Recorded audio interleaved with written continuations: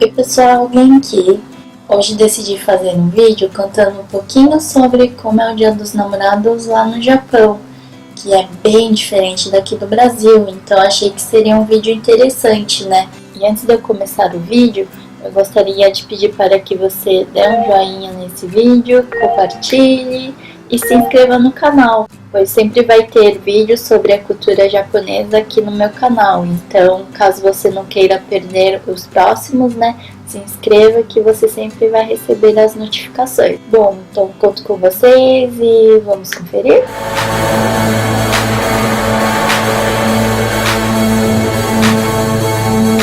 Para começar, o Dia dos Namorados no Japão é conhecido como Valentine's Day, ou Valentine Day, se for no inglês estilo japonês, né?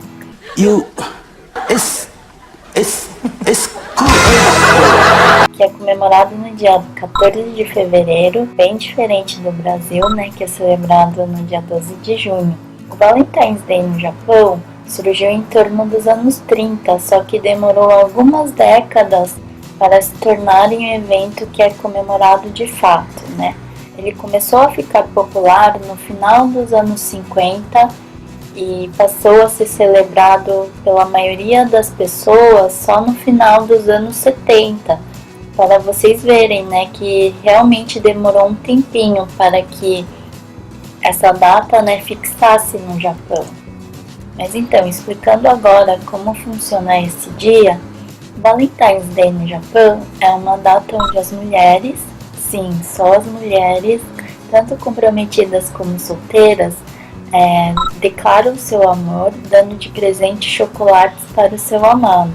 Uma coisa interessante sobre essa data é o fato de que não são só os casais ou os apaixonados que comemoram esse dia. As japonesas também têm o costume de presentear os colegas de trabalho, de escola, os chefes, os amigos, as melhores amigas, os familiares homens e ultimamente tem gente que se autopresenteia também.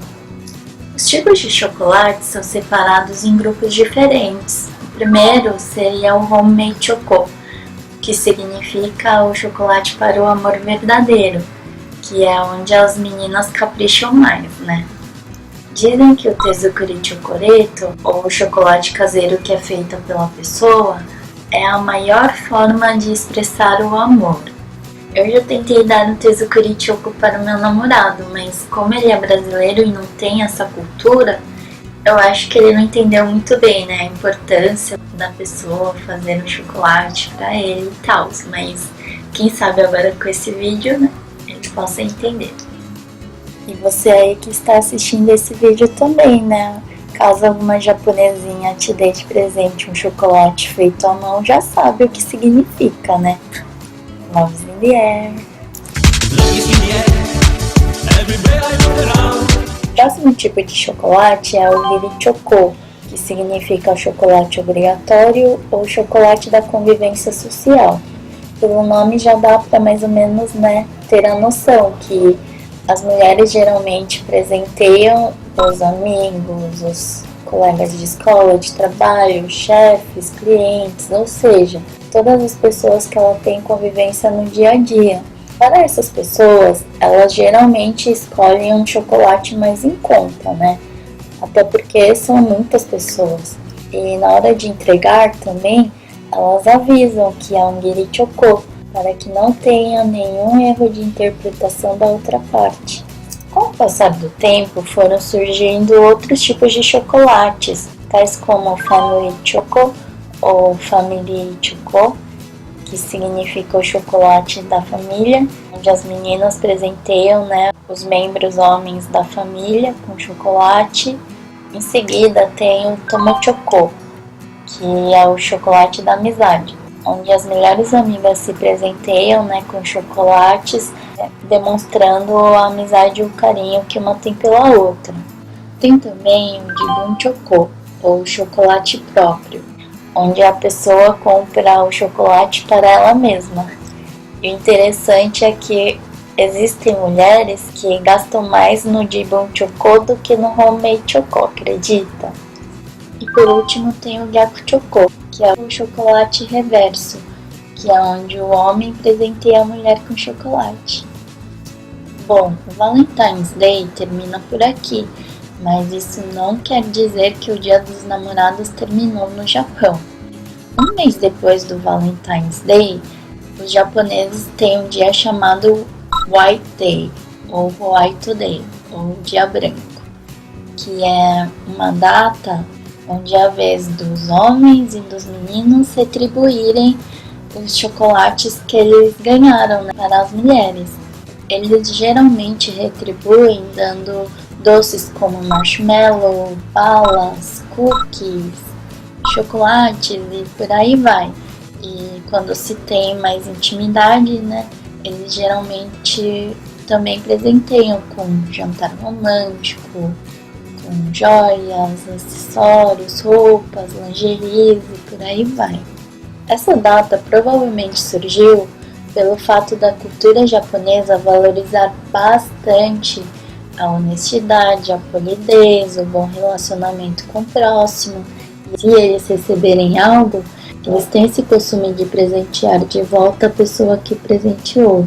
Então, provavelmente foi por esse sentido, né? Outra regrinha do White Day seria o Sanbaigaishi, que significa o retorno em triplo. Ou seja, os homens literalmente devem dar de presente algo que vale 3 vezes mais do presente que eles receberam. Isso deve doer bastante no bolso de alguns, né?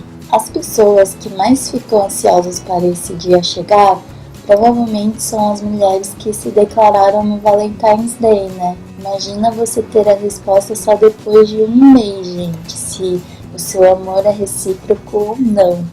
Eu acho as japonesas muito guerreiras e estão de parabéns, pois haja paciência, né? Ter que esperar um mês para ver se vai namorar ou não é tenso.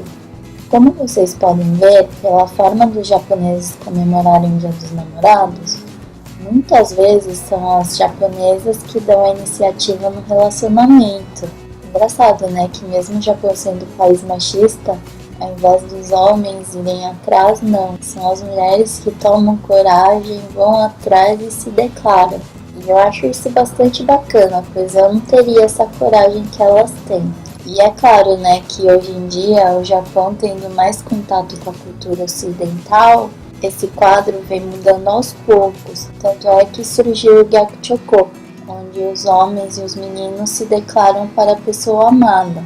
Mas ainda assim, pelo que eu pude presenciar nesses meus 15 anos de Japão, eu ainda via mais meninas se declarando do que menino, principalmente nas escolas. Bom, pessoal, acho que era isso que eu tinha que falar sobre o Dia dos Namorados no Japão. É bem diferente daqui do Brasil, né? Espero que vocês tenham achado essas informações bacanas e interessantes de alguma forma. Caso vocês tenham gostado, por favor, deixem seu joinha que vai me ajudar bastantão e também se inscrevam no canal, pois eu pretendo postar sempre vídeos relacionados ao Japão. Então, acho que você vai gostar. E seria um prazer imenso em tê-lo sempre por aqui. Conto com vocês, ok? Então é isso, pessoal. Muito obrigada por terem assistido. Espero poder ver todos vocês no próximo vídeo, ok? Um beijo enorme e mata né!